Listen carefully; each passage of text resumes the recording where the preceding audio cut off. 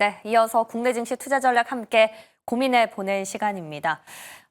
조금 전에 마감한 뉴욕 증시 상황부터 연결을 지어보면요. 테슬라 어제 어닝 서프라이즈를 발표하고 시간 외에서 10% 넘는 급등세를 보였었는데 본장에서도 이어졌습니다. 무려 21%까지 올라가면서 11년 만에 하루 기준 최대 상승폭을 보인 건데요.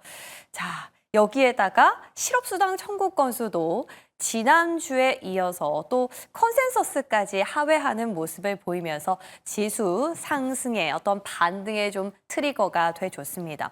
다만 국채금리 상승, 물론 뭐 한 3bp 정도 좀 내려갔다라고는 하지만 그래도 여전히 4%가 넘는 높은 상승률을 보여주고 있기에 아직 모든 지수까지 반등을 하기에는 그 영향력이 조금 부족한 부분이 있었죠. 자, 이렇게 우리 시장도 테슬라처럼 실적이 잘 나온 걸 잘 나온 그대로 좀 흡수를 해주면 좋으련만 그것이 어제는 좀 안 됐던 것 같습니다. 마음이 너무 급해서일까요? 현대차는 뭐 조금 그렇다고 하더라도 자, SK 하이닉스 창사 이래 역대 최대 실적이다라고 했는데 오히려 실적 발표를 하고 나서는 주가가 좀 빠지다가 다시 조금 들어올리긴 했지만 그래도 생각했던 것만큼 탄력이 좋진 못했습니다.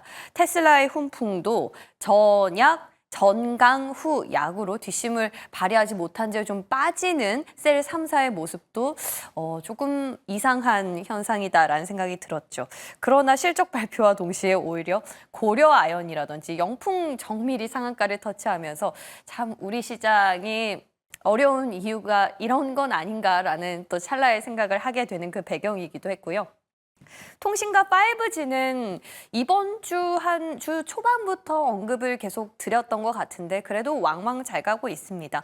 KT는 뭐 수급의 영향, 또 RFHIC, 서진 시스템 같은 5G는 방산용 또 안테나랑 엮여서 방산의 수급에 뭐 여러모로 잘 받쳐주고 있네요. 다만 언제까지 갈지는 좀 지켜봐야 될 듯 보입니다. 끝으로 한국전력, 정기요금 인상 효과를 무려 5거래일 연속 톡톡히 누리고 있습니다. 어제장에서 반도체도 그렇고 2차 전지도 그렇고 그렇다고 바이오의 힘이 좋았던 것도 아니고 도대체 수급이 어디로 갔나 싶었는데 다 한국전력으로 가 있었네요. 자, 한국전력 또 상승세 이어질 것인지도 잠시 뒤에 시간이 허락한다면 또 점검해 보도록 하죠. 자, 이렇게 우리 국내 증시는 좀 이상 현상을 보이고 있다라고 할까요? 분명 잘 나오면 그래도 지금 당장뿐만 아니라 미래를 생각해 봤을 때 더 기대를 해볼 만한 포인트가 분명히 있었는데도 불구하고 주가 탄력은 그만큼 따라가지 못했습니다. 기대치가 너무 높았던 것인지 도대체 이 이유가 무엇인지 오늘 점검해 보도록 할게요. 자, SK 하이닉스 사실 매출은 컨센 대비 조금 낮게 나왔습니다만 그래도 영업이익이라든지 순이익 굉장히 서프라이즈한 성과를 거둬냈습니다. 지금 그래프를 뭐 수치까지는 아니라도 대략 한번 보시면요. 전년 동기 대비해서는 흑자로 전환을 한 거고 우리가 소위 흥행 사이클이라고 하죠. 사이클 대비해서는 그때만큼보다 더 잘 나온 겁니다. 그때만큼 혹은 그 이상으로 나왔다라고 볼 수 있는데 자, 이 실적을 이렇게 끌어올린 것 바로 기인한 요소는 단연 고부가가치 제품 판매를 잘 한 거였죠. 쉽게 말해서 비싼 것들이 잘 팔렸다라는 겁니다. 디램 안에서는 HBM, 고사양 디램인 HBM 덕분에 올해뿐만 아니라 내년에도 10%까지 성장을 할 것이기에 벌써부터 수요 둔화를 우려하는 건 시기상조다라는 코멘트와 함께 심지어 내년도는 공급 부족까지 시달릴 수 있다라면서 HBM 가격이 올해 벌써 오르고 있다라는 것에 방증에 힘을 실어줬습니다.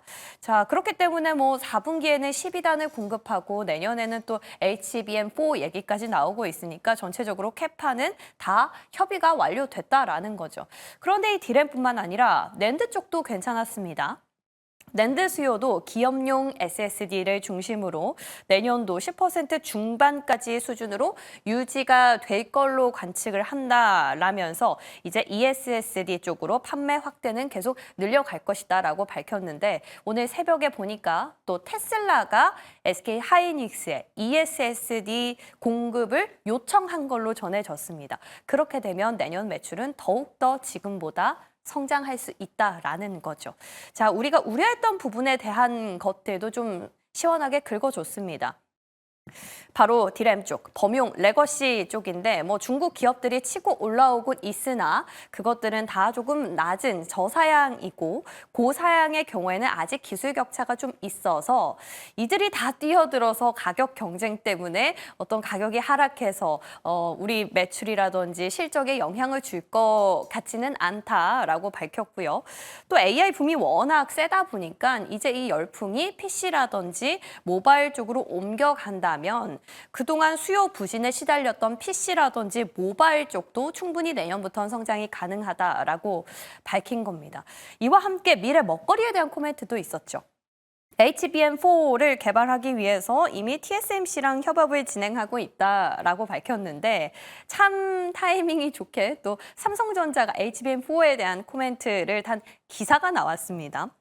자, 삼성전자도 마찬가지로 HBM4를 12단을 내년 6월까지 양산 준비를 완료하겠다라고 밝힌 건데요. 자, 이것들을 좀 종합해 보면 SK 하이닉스와 삼성전자 또 내년 여름에 HBM4를 중심으로 한 번 더 승부수를 펼칠 걸로 보입니다.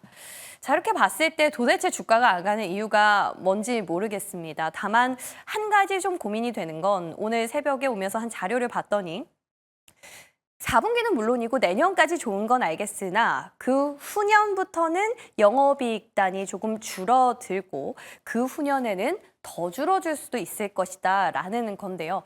그 이유인 즉슨 뭐 이제 삼성전자도 들어올 것이고 마이크론도 그렇고 여러 가지로 협력사들이 다 경쟁에 뛰어든다면 당연히 가격을 올리지 못하고 이 출혈 경쟁이 될 수도 있다라는 거죠.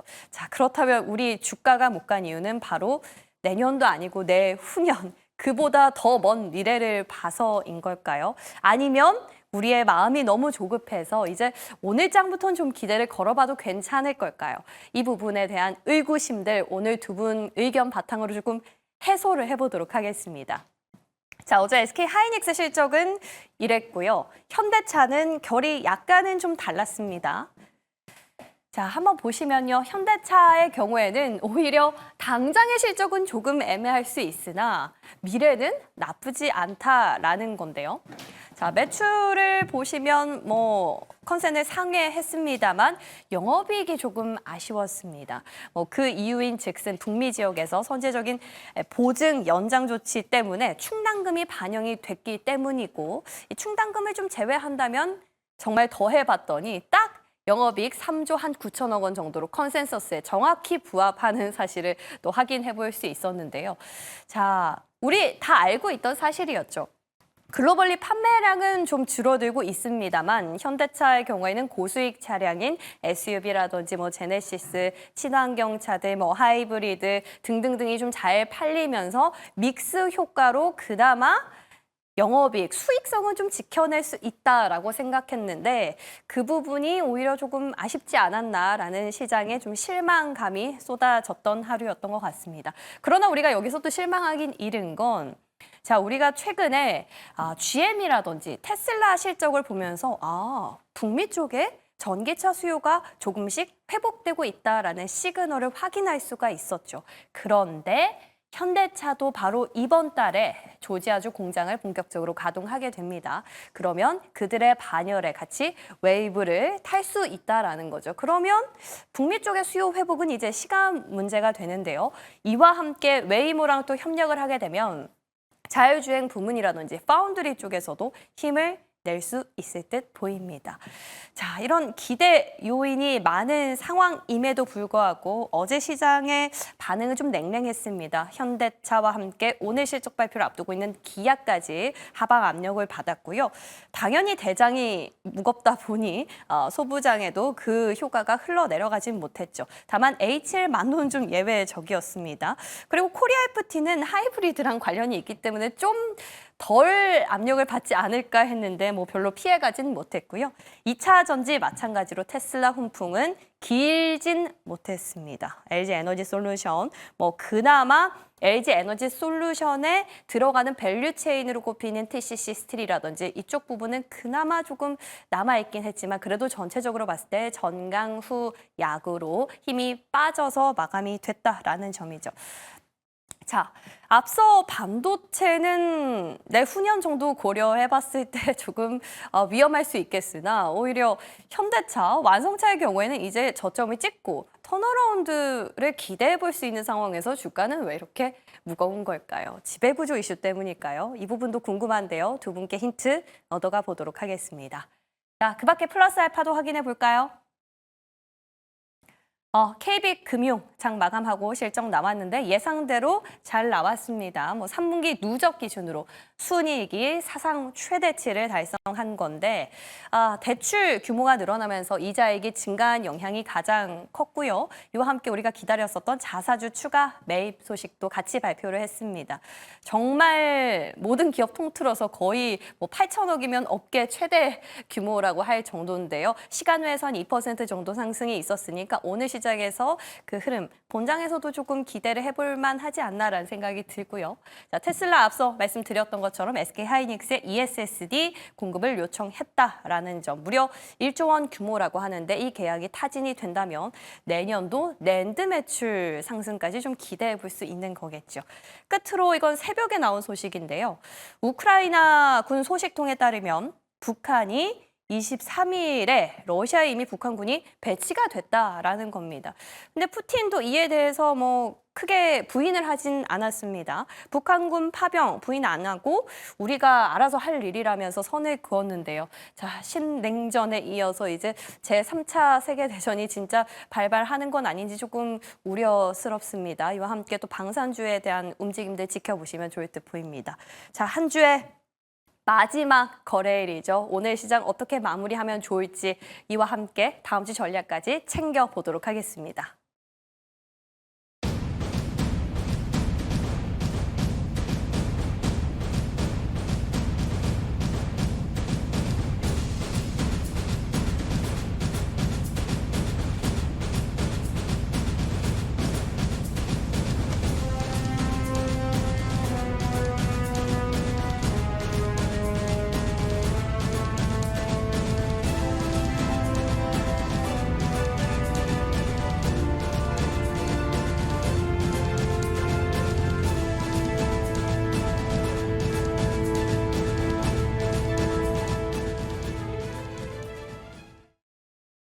한 주를 마무리하는 금요일장입니다. IM증권 신사업추진팀 이화진 과장, M인베스먼트 이주연 대표와 함께하겠습니다. 어서 오십시오. 오늘 뭔가 좀 피곤해 보이시네요. 항상 금요일이라 그런지. 네. 마지막까지 힘을 내주시기 바랍니다. 네. 예, 좋습니다. 자, 반도체 먼저 점검을 좀 해봐야 될 것 같습니다. 역대 최대 실적이라고 밝혀서 저도 막 이게 좀 실적이 꽤나 일찍 나왔잖아요, 예상보다. 그래서 저도 막 호가창을 보고 있었는데 안 움직이는 거예요. 뭐지 싶었는데 아니나 다를까 시작하면서 빠지더니 뭐 막판 들어서 한 1% 정도 오르긴 했습니다만 이 흐름은 어떻게 해석을 해야 될까요? 어제 이제 삼성전자랑 같이 이제 비교를 해봤을 때 네. 사실 삼성전자는 31일 연속 이제 애국인 매도세가 계속 유지가 됐었고 대신에 이제 3% 빠졌습니다. 오히려 이제 SK 하이닉스는 반대로 이제 상승하는 모습을 보여줬었고 결국 이제 반도체 업황이 결국에는 공급 과잉 이슈가 아니더라도 결국에는 이제 SK 하이닉스와 삼성전자는 다른 길을 갈 수밖에 없는 좀 흐름으로 생각하고 있는 것 같습니다. 어제 일단 한 7조 정도 영업이익이 나왔습니다. 물론 예상치보다는 원래 기존에 처음 나왔을 때 예상치가 대략 한 7조 한 6천억 정도 됐었는데 물론 이제 컨센 자체는 6조 6천억이죠. 뭐 그것보다 잘 나왔습니다. 물론 이제 삼성전자 입장에서는 보통 6조 4천억 정도 이제 기대를 했었는데 대략 4조가 나왔다는 점. 이제 파운드를 제외하더라도 일단 기본 레거시 쪽이나 이제 물론 SK 하이닉스도 PC나 모바일이나 이제 서버 쪽 다 전분기 대비해서 다 부진을 했습니다. 대신에 HBM 마진이 굉장히 크게 나왔습니다. 거의 디램 매출 비중에서 30%가 나왔다는 점에서는 일단 삼성전자와 일단 결을 다르게 할 수밖에 없었고 당연히 HBM 마진이 이 정도로 크게 수익이 날 수가 있구나라는 것을 사실 증명을 해줬기 때문에 그걸 어제 컨코에서 얘기했다시피 4분기는 디램 매출 비중이 40%까지 증가하겠다는 네. 말을 했습니다. 그러면 사실 이번 3분기보다 실적이 더 크게 개선될 가능성이 그렇죠. 있다는 거죠. 이제 12단 반도체도 여기다 들어가게 되면은 8단보다는 당연히 12단이 더 비싸니까. 가격이 비싸니까 그러면 이제 블랙의 가속기도 본격적으로 양산이 시작하게 된다라고 하게 되면은 일단은 SK 하이닉스는 일단은 갈 길 잘 가고 있습니다. 그리고 내년에 또 16단 반도체랑 HBM 포 쪽에 대한 로드맵이 어느 정도 예정대로 움직인다라고 하게 되면은 일단은 뭐 20만 원이 문제가 아니라 사실 25만 원까지 갈 수 있는 상황인데 결국 삼성전자가 가격에서 언제 반등을 올릴 수 있느냐 그 차이가 좀 아닌가 생각을 하고 있습니다. 아니, 근데 삼성전자는 차치하더라도 SK 하이닉스 주가는 1% 만족하십니까? 일단 오늘 새벽에, 이제 내일 새벽이죠. 아마존 실적 발표가 중요합니다. 딴 건 솔직히 더 봐야 돼요. ASML, TSMC 이 회사들은 네. 그냥 장비 회사죠. 네. 고객사가 아마존닷컴이잖아요.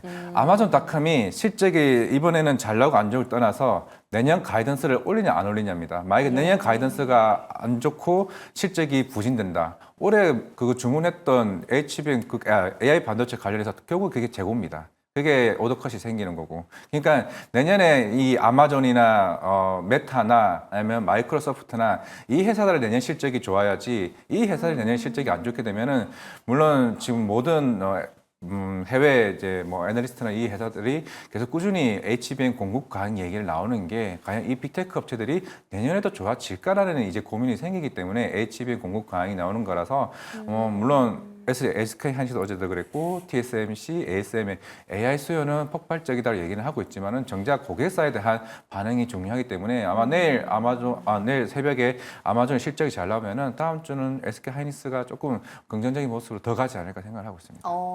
그러니까 우리 과장님 말씀은 고객사의 수요가 진짜 확인이 돼야 된다라는 거. 이렇게까지 신중할 일입니까, 그죠? 우리 이지연 대표님은 왜 못 갔다고 생각하세요?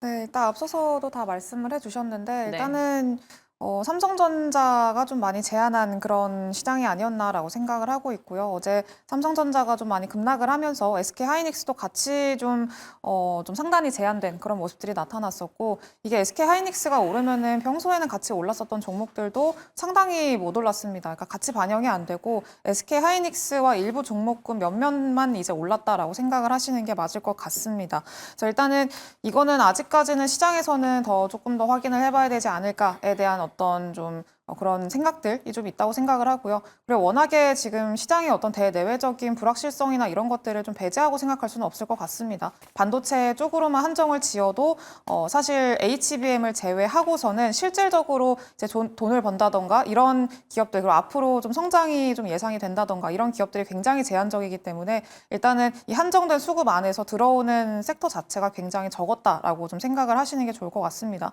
그리고 이제 지금은 조금 매일매일 하루하루 흐름이 좀 그런데 이제 섹터마다 반도체, 2차 전지, 바이오 이렇게 좀 아침마다 그리고 이후에 지나갈수록 눈치 보기가 굉장히 좀 빠르게 진행이 되는 것 같습니다. 그래서 이제 외국인들이 어디로 가느냐 이거를 계속 눈치를 보다가 외국인들의 수급이 연결되는 쪽으로 수급이 또 갑자기 집중되고 그 외에서는 자꾸 빠지고 이런 것들이 계속 반복이 되다 보니까 아무리 뭐 실적이 좋게 나오고 호재가 나왔다라고 하더라도 이게 온전히 반영하지는 못하는 그런 모습들이 계속 반복이 되고 있습니다.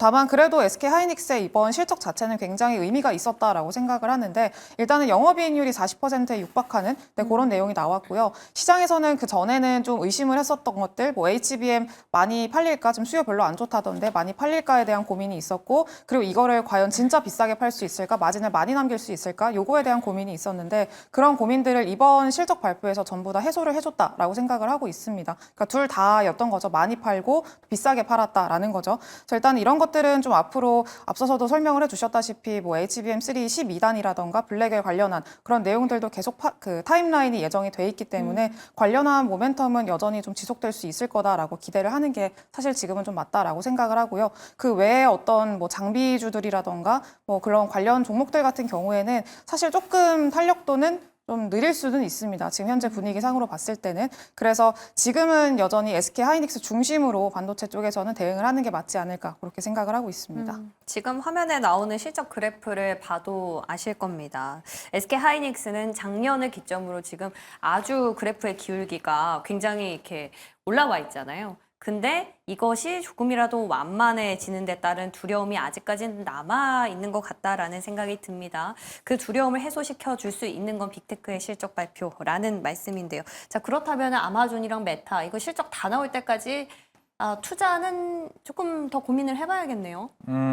일단은 뭐 SK 하이닉스 쪽은 계속 외국인이나 기관이 계속 연기금과 같이 좀 사고 있는 이제 흐름이기 때문에 일단은 시장에서 보는 거는 뭐 공급과잉 문제 없네라고 이제 생각을 하고 있는 거죠. 물론 여기서 이제 아마존이나 마이크로소프트 실적이 나오고 나야 조금 시장이 또 다르네라고 할 수가 있거나 아니면은 그쪽에서 문제가 없다라는 식의 얘기를 한다라고 하게 되면은 조금은 당분간은 이제 하이닉스 위주로 좀 갈 가능성이 좀 생각을 하고 있기 때문에 네. 만약에 삼성전자가 이번 달에 그 엔비디아 8단 반도체 인증을 못 받게 되면은 이건 사실 뭐 돌이킬 수 없는 길로 가고 있는 흐름이라 좀 생각을 하고 있습니다. 지금 사실 어제도 하이닉스도 마찬가지겠지만은 대부분 레거시 쪽이 안 좋은 상황이고 사실 HBM 말고는 지금 사실 마땅한 답이 없는 상황이기 때문에 반도체는 전반적으로 다운 사이클을 가고 있는 흐름입니다. 최근에 디램 가격도 내려가고 있는 상황이었고 물론 지금 PC 고객사랑 스마트폰 고객사들과 가격 협상이 아마 끝났을 겁니다. 그러면서 최근에 디램 증가율이나 낸드 증가율 자체가 물론 올해 가이던스가 보통 4분기 때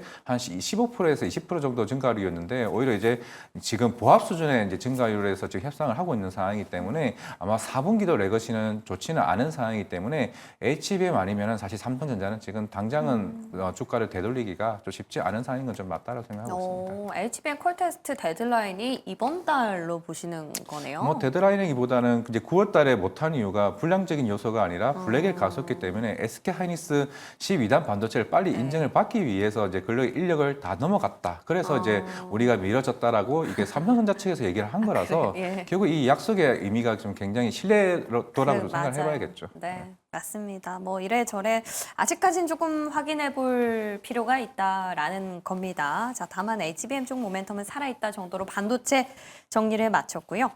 자, 그럼 현대차는 어떻게 설명이 될까요? 현대차는 이미 조금 저점이라서 전기차 같은 경우에는 이제 올라갈 일만 남았는데 반도체는 많이 올랐기 때문에 빠질 게 좀 두려워서 점검 차원이다. 그런 차원에서 쉰다고 하면 좀 합당하거든요.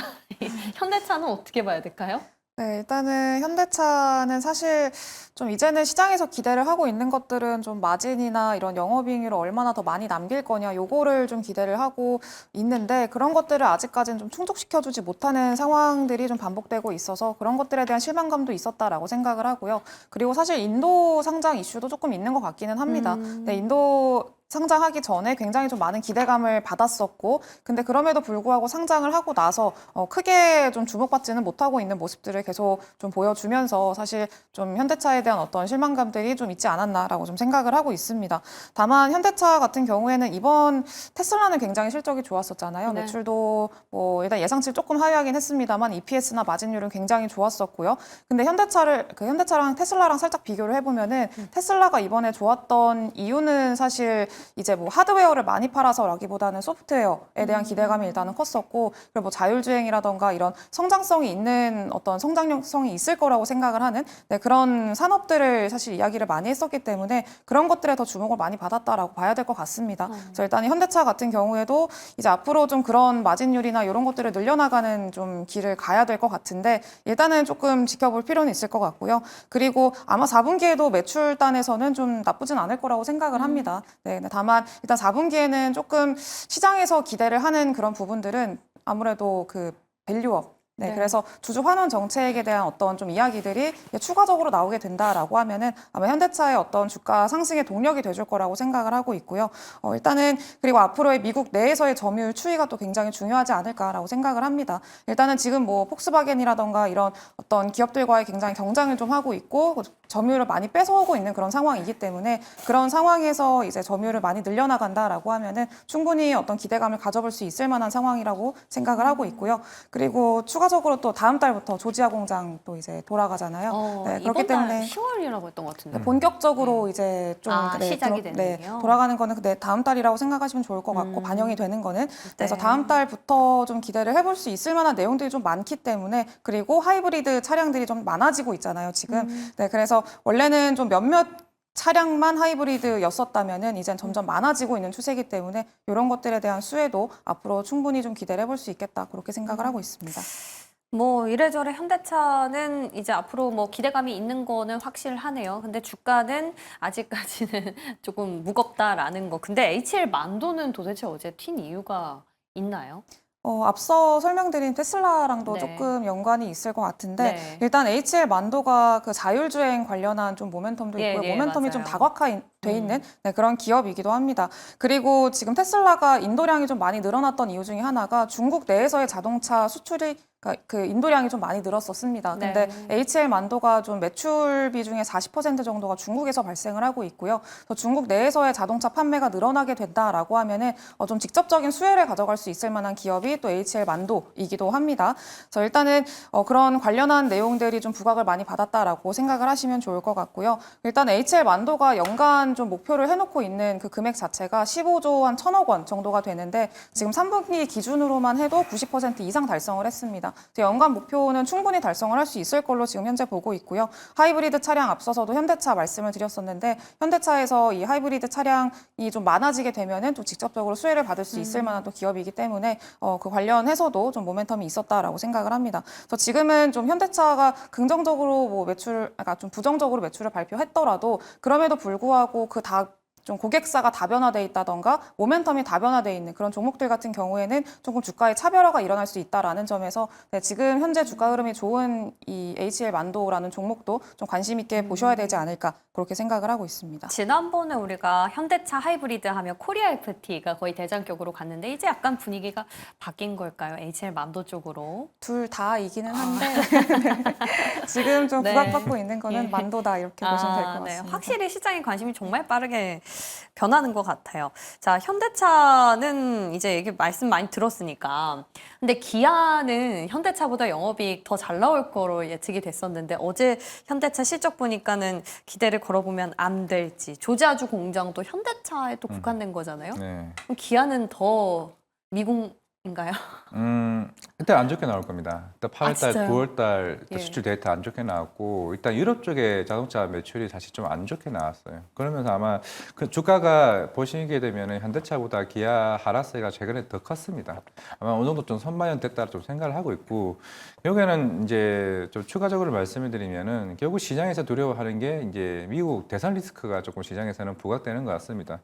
뭐 관세에 대한 얘기도 있는 거고, 물론 이제 조지아 공장이 가동이 되게 되면은 이제 그런 보조금에 대한 혜택도 받겠죠. 근데 이제 보시게 되면은 우리가 2년 전에 처음 이제 바이든 대통령이 이제 보조금 관련해서 이제 미국에 공장을 짓지 않게 되면 혜택을 못 받는다 얘기했습니다. 근데 그 2년 동안 현대 기아차 어떻게 됐습니까? 전기차 점유율이 훨씬 더 좋았습니다. 네. 그만큼 경쟁력이 있다는 거죠. 그 안 관세와 받아도. 관세와 이런 거 보조금 혜택 없어도 그만큼 이 시장을 이끌어 왔었기 때문에 오히려 이쪽 시장을 이제 그 미 대선 리스크가 끝나고 나면은 오히려 저는 저는 그때가 좀 기회라 좀 생각을 하고 있고 물론 현대차도 어제 실적에서 이제 한 가지 이제 GM과 테슬라와 다른 점은 네. 이번 같은 경우는 인센티브 비용이 많이 들어갔습니다. 그러니까 딜러들에게 너네 좀 자동차 좀 많이 팔아줘, 너네 인센티브 많이 줄게. 그 비용이 늘어갔기 때문에 영업이익이 덜 나왔던 거고 그게 맥스 크루즈 이제 미국 산타페 이제 그랜드 산타페가 네네. 그게 지금 충당금 비용 자체가 3,200억입니다. 딱 네네. 그 정도가 딱 지금 컨센이 부족한 상황이고 네. 지금 이제 GM과 테슬라의 공통점이 하나가 일단 그겁니다. 영업이익 마진이 개선이 됐다. 그 이유가 우리 프로모션 없이 이번에 했는데 생각보다 잘 팔렸어. 괜찮았다. 이게 전기차의 회복에 대한 시그널을 좀 표시할 수도 있었던 부분이었고 그게 어제 LG엔소가 좀 LNF의 흐름이었다고 생각을 하고 있습니다. 대신에 현대차 같은 경우는 그런 이제 인센티브 비용에 대한 부담이 좀 있었던 측면이 있었기 때문에 영업이익이 아마 기아도 조금 그런 흐름에서 좀 나오지 않을까라고 생각을 하고 있기 때문에 물론 오늘 실적 발표 뭐 컨센보다 못 나오게 된다고 하게 되면은 오히려 이제 이미 시장은 선방했던 측면을 좀 생각을 하고 있다라고 생각한다면은 이제 아까 말씀드렸던 것처럼 이제 저번에 이제 금리에 대한 하향세로 바뀐다고 했을 때 소비 심리가 살아난다. 거기에 초점을 맞추면은 현대차와 기아는 중장기적으로는 좀 괜찮지 않을까 생각을 하고 있습니다. 그럼 어제 영업이익에 있었던 그 충당금 반영된 리스크는 딜러 인센티브 쪽이었다. 아니 충당금은 이제 그거죠. 이 회사의 별개로? 리콜에 대해서 미리 돈을 네. 쌓아 놓는 거죠. 3,200억을. 대신에 전체 충당금 자체는 2분기보다 대폭 줄었던 건 사실입니다. 이제 그걸 감안했을 때 그만큼 이제 인센티브 비용이 생각보다 크게 나왔구나. 이제 딜러들한테 주는 이제 그에 대한 인센티브를.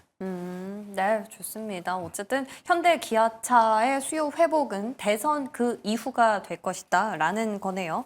자, 두 분 공통적으로 결을 같이 하시는데 아마 끝으로는 2차 전지 좀 정리하면서 마무리해 봐야 될 것 같은데요.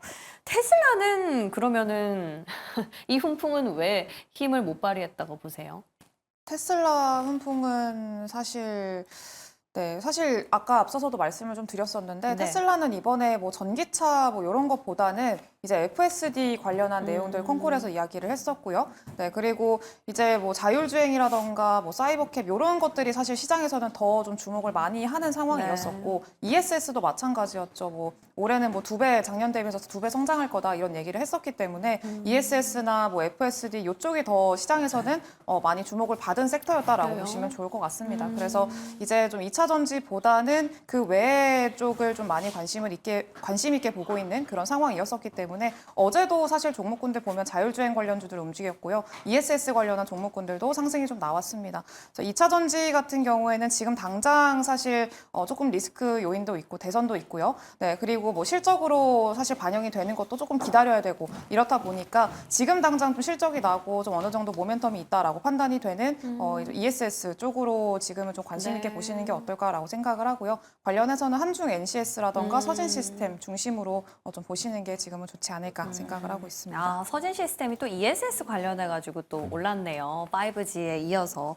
자, 근데 화진 과장님. 가이던스는 괜찮게 나왔지 않나요? 그리고 4분기에 원래 49만 대 예상했는데 51만 대까지 더해졌으니까 저는 테슬라 개인적으로 뭐 다른 것도 물론 좋았지만 본업에 대한 평가도 충분히 다시 이루어져야 된다라는 생각이 들었거든요.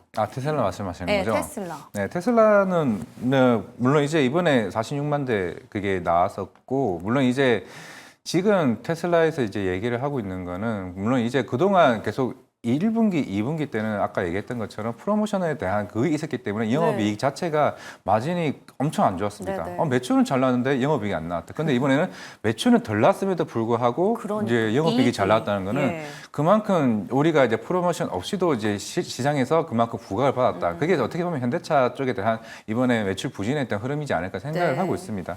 물론 이제 어제 컴콜에서 얘기를 주요 했던 거는 아까 대표님 얘기했던 것처럼 FSD와 관련된 지금 샌프란시스코 관련 테스트 관련 이슈도 시장에서 부각이 됐었던 부분이 있었고 그리고 이제 사이버 트럭도 이제 본격적으로 한국 쪽 시장에 이제 움직일 가능성이 있는 상황이라면은 물론 어제 테슬라가 이제 급등했던 측면에서 좀 추가적인 상승 흐름은 좀 충분히 나올 수 있는 흐름은 아닌가 좀 생각을 하고 있습니다.